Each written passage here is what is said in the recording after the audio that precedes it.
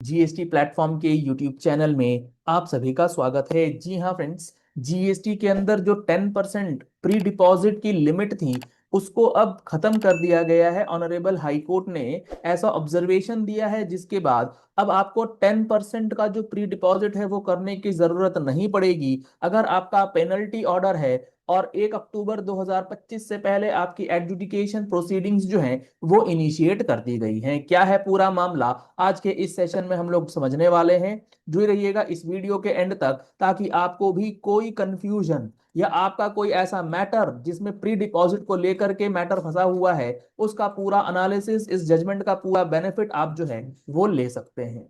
यहां पर Delhi high court ने 31 जुलाई को एक बेहतरीन जजमेंट दिया है। इसके पीछे की बैकग्राउंड स्टोरी क्या है थोड़ा सा पहले वो मैं आपको बता देता हूं ताकि आप चीजों को जो है अच्छे से समझ लें। और इस बार की जो अगस्त महीने की मैगजीन हम लोगों ने प्रिपेयर करी है उसमें इस जजमेंट के साथ ऑनरेबल सुप्रीम कोर्ट के 3 इंपॉर्टेंट जजमेंट का एनालिसिस बहुत ही इंपॉर्टेंट रहने वाला है आप सबके लिए, उसको पूरे डिटेल में समझाया है। अगर आप लोगों ने अभी तक इस मैगजीन का जो अगस्त में रिलीज होने वाली है उसका बेनिफिट नहीं लिया है तो आप हमारी टैक्स मैगजीन का सब्सक्रिप्शन ले सकते हैं। कॉन्टैक्ट नंबर्स आपको स्क्रीन पर दिए गए हैं, इन नंबर्स पे कॉल करके व्हाट्सएप करके आप अपनी ईमेल कॉपी, फिजिकल कॉपी, कोई भी कॉपीज बुक करा सकते हैं।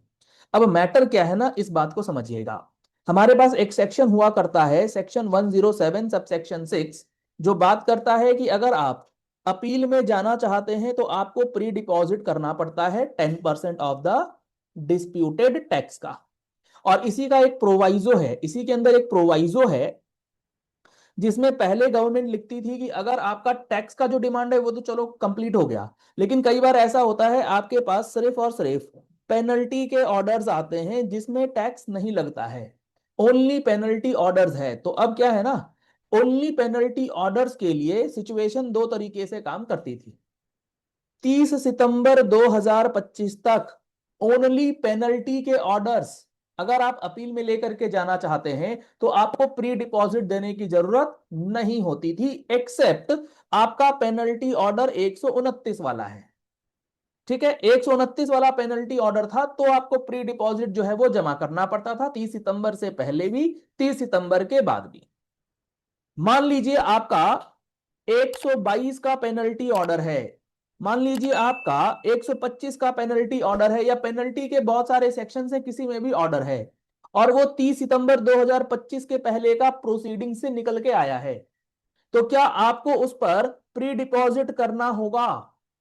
30 सितंबर से पहले यहां पर आपको कोई प्री डिपॉजिट करने की जरूरत नहीं थी, लेकिन 1 अक्टूबर 2025 को गवर्नमेंट ने इस प्रोविजो को अमेंड कर दिया और गवर्नमेंट ने ये 1 अक्टूबर 2025 से लिख दिया कि अब आपका अगर सिर्फ पेनल्टी का ऑर्डर है, सिर्फ और सिर्फ पेनल्टी का भी ऑर्डर है, तो आपको 10% प्री डिपॉजिट जो है हर केस में करना होगा, चाहे वो आपका 129 का हो, 125 का हो, 122 का हो, या कोई भी पेनल्टी का ऑर्डर हो, सब में 10% का प्री डिपॉजिट मैंडेटरी कर दिया गया विथ इफेक्ट फ्रॉम 1 अक्टूबर 2025। अब मैटर क्या फंसा उस बात को समझिएगा, जो मैटर गया हाई कोर्ट के पास। ये अमेंडमेंट आया कब से कि 10% जमा करना है 1 अक्टूबर 2025 से। अब जो पिटिशनर है उसका केस ये है कि उसको show cause notice for penalty मिला है जून 2025 में, और ये सो कॉज नोटिस कन्वर्ट हो गया ऑर्डर में नवंबर 25 में, लेट से यानी कि अक्टूबर 25 के बाद। अब ये अपील फाइल करेगा, और ये अपील फाइल करेगा अगर नवंबर 25 का है तो नवंबर 25 या ऑनवर्ड्स ही किसी डेट पर करेगा। तो अब डिपार्टमेंट का ये कहना है कि चूंकि अब आप अपील फाइल कर रहे हैं और आपका अपील फाइलिंग का जो टाइम है वो 1 अक्टूबर के बाद है, इसीलिए आपको इसके ऊपर भी 10% का प्री डिपॉजिट मैंडेटरी है, भले ही पेनल्टी का ऑर्डर हो। पिटिशनर का कहना है कि नहीं, चूंकि मेरा सोकॉज नोटिस एडजुडिकेशन के लिए 1 अक्टूबर से पहले आ चुका तो मेरे ऊपर ये नया अमेंडमेंट लागू नहीं होगा, क्योंकि सेक्शन 107 सब सेक्शन 6 का अमेंडमेंट जो है ये प्रोस्पेक्टिव है, ना कि ये रेट्रोस्पेक्टिव। और ना ही अमेंडमेंट ने ऐसे कोई बात लिखी है कि ये जो अमेंडमेंट किया गया है इस अमेंडमेंट के अंदर पुराने जितने प्रोसीडिंग्स हैं वो भी कवर्ड होंगे। ये मैटर पहुंचा हाई कोर्ट, हाई कोर्ट ने टैक्स पेयर की बात को सुना, बिल्कुल सही ठहराया, और ऑनरेबल हाई कोर्ट ने ये कहा कि 1 अक्टूबर 2025 का जो ये अमेंडमेंट है, ये ऐसे प्रोसीडिंग्स पर ही लगेगा जो 1 अक्टूबर 2025 या उसके बाद इनिशिएट किए गए। अगर इसके पहले कोई प्रोसीडिंग्स इनिशिएट हो चुकी हैं, उस पर ये वाला अमेंडमेंट एप्लीकेबल नहीं होगा। मतलब 10% का प्री डिपॉजिट इस केस में जमा नहीं करना है। यह है इस पर्टिकुलर जजमेंट का जो मूल मंत्र है। देखिए एक बार, the aforesaid reasons the provisions of proviso to section 1076, जो मैंने आपको बताया ना कि 10% अब आपको 1 अक्टूबर से देना है, उसी की बात हो रही है।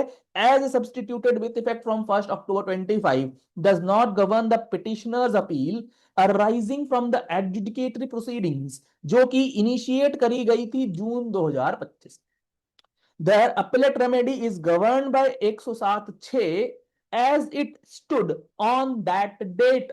यानी कि जिस दिन नोटिस दिया गया 25 जून 25 को, उस दिन 107(6) क्या कहता था? वो कहता था क्या कि 10% प्री डिपॉजिट करना है 122 में? नहीं कहता था, इसलिए नहीं लगेगा।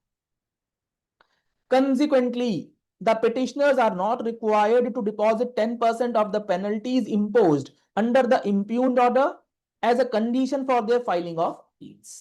This shall, however, remain subject to the compliances with 1076 clause A, जो टैक्स इंटरेस्ट पेनल्टी की बात करता है, in respect of any amount admitted by the petitioner। अगर आपने कोई एडमिट किया हुआ है, the appellate authority shall register and entertain the appeals without treating the non-payment of 10% as a deficiency। यानी कि बिना प्री डिपॉजिट जमा किए इस अपील को सुना जाना सही है।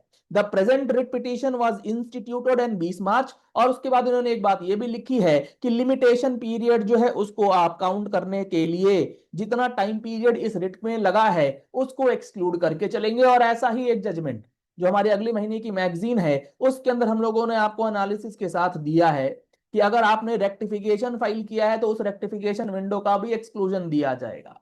तो इस बार की मैगजीन बेहतरीन रहने वाली है। अगर आप लोग लिटिगेशन में या जीएसटी के प्रैक्टिस में हैं तो आप इस कॉपी को सब्सक्राइब कर सकते हैं।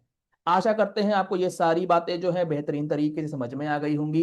आपका जो केस बनता है वहां पर 10% लगेगा नहीं लगेगा, अब आप एनालिसिस कर पाएंगे। जीएसटी के सेक्शंस रूल्स को लेकर के कंफ्यूजन रहता है, आप जीएसटी के सेक्शंस और रूल्स को डिटेल में समझना चाहते हैं विद कॉम्प्रिहेंसिव अंडरस्टैंडिंग, इसके लिए आप हमारा जीएसटी का महारथी बैच 2026 ज्वाइन कर सकते हैं, जिसके अंदर आपको 1 साल की वैलिडिटी के साथ complete coverage of each and every section of GST and rules, जिसके अंदर 200 घंटे से ज्यादा की क्लासेस आपको प्रोवाइड की जा रही हैं, theoretical as well as practicals के साथ।